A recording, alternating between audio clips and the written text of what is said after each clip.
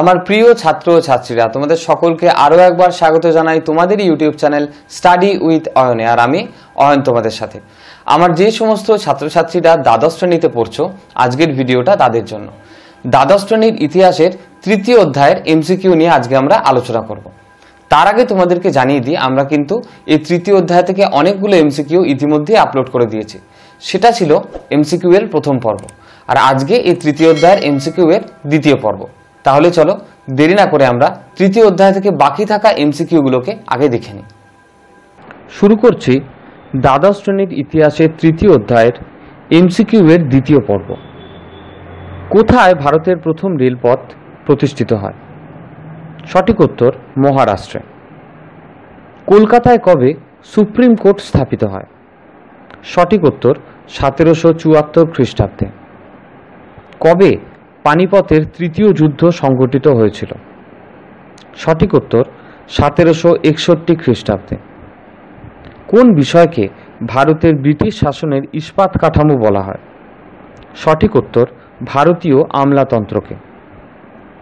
ইংরেজদের প্রবর্তিত কোন বন্দোবস্তের সঙ্গে সূর্যাস্ত আইনটি জড়িত ছিল? সঠিক উত্তর চিরস্থায়ী বন্দোবস্তের সঙ্গে। কোন দেশে ম্যাকাও বন্দর অবস্থিত? সঠিক উত্তর চীন। পাঁচশালা বন্দোবস্ত কে চালু করেন? সঠিক উত্তর ওয়ারেন হেস্টিংস। বেঙ্গল কেমিক্যাল এর প্রতিষ্ঠাতা কে? সঠিক উত্তর আচার্য প্রফুল্লচন্দ্র রায়। শ্রীরামপুর ত্রয়ী নামে কারা পরিচিত?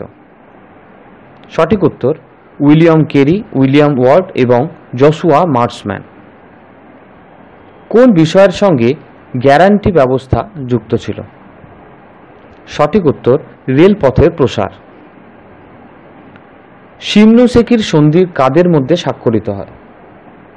সঠিক উত্তর চীন ও জাপানের মধ্যে। সুপ্রিম কোর্টে সাধারণ বিচারপতির সংখ্যা কত? সঠিক উত্তর 3 জন। ভারতের প্রথম কয়লা খনি কোথায় আবিষ্কৃত হয়? উত্তর রানীগঞ্জে। কে ব্রিটিশ আমলাতন্ত্রকে ইস্পাত কাঠামো বলেছেন? সঠিক উত্তর শেখর বন্দ্যোপাধ্যায়। কো হং কি? সঠিক উত্তর এটি একটি বণিক সংগঠন। রায়তওয়ারি বন্দোবস্ত কোন প্রেসিডেন্সিতে চালু হয়? সঠিক উত্তর মাদ্রাজ প্রেসিডেন্সিতে। 1842-এর 29 আগস্ট চীনে কোন চুক্তি স্বাক্ষরিত হয়? সঠিক উত্তর নানকিংয়ের সন্ধি বা নানকিংয়ের চুক্তি। আলীনগরের সন্ধি কবে স্বাক্ষরিত হয়? সঠিক উত্তর 1757 খ্রিস্টাব্দের 9 ফেব্রুয়ারি। কাকে ভারতের আধুনিক শিল্প প্রচেষ্টার পথপ্রদর্শক বলা হয়? দ্বারকানাথ ঠাকুরকে। কে সম্পদের নিষ্কাশন তত্ত্ব প্রচার করেন? সঠিক উত্তর দাদাভাই নৌরোজি।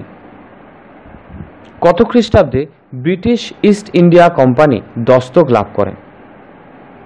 সঠিক উত্তর 1717 খ্রিস্টাব্দে। জেমস মিল কে ছিলেন? জেমস মিল ছিলেন একজন উপযোগবাদী। কোন সন্ধির দ্বারা পেশোয়া পদ বিলুপ্ত হয়েছিল? সঠিক উত্তর পুনা সন্ধির মাধ্যমে। কত খ্রিস্টাব্দে সলবাইয়ের সন্ধি স্বাক্ষরিত হয়? সঠিক উত্তর 1782 খ্রিস্টাব্দে। ভারতীয় চপ শিল্পের মূল হোতা কারা ছিলেন? সঠিক উত্তর মারোয়ারিরা। এই যে এমসিকিউগুলো আমি তোমাদেরকে দিচ্ছি, আমি তোমাদেরকে বারবার করে বলছি যে একটা আলাদা খাতা করো এবং সেই খাতায় এই এমসিকিউগুলোকে খুব ভালোভাবে লিখে নাও। তারপর সেগুলোকে বাড়িতে বারবার করে পড়ে এবং লিখে প্র্যাকটিস করো। কারণ দেখো, এই যে এমসিকিউগুলো, এগুলো কিন্তু একটা বা দুটো বা এরকম 10টা এমসিকিউ আমি তোমাদেরকে দিচ্ছি সেটা কিন্তু নয়। তার কারণ আমার মনে হয় এমসিকিউ বা এসিকিউ ওরকমভাবে সাজেস্টিভ না করে একটু ডিটেলসে করাটা ভালো।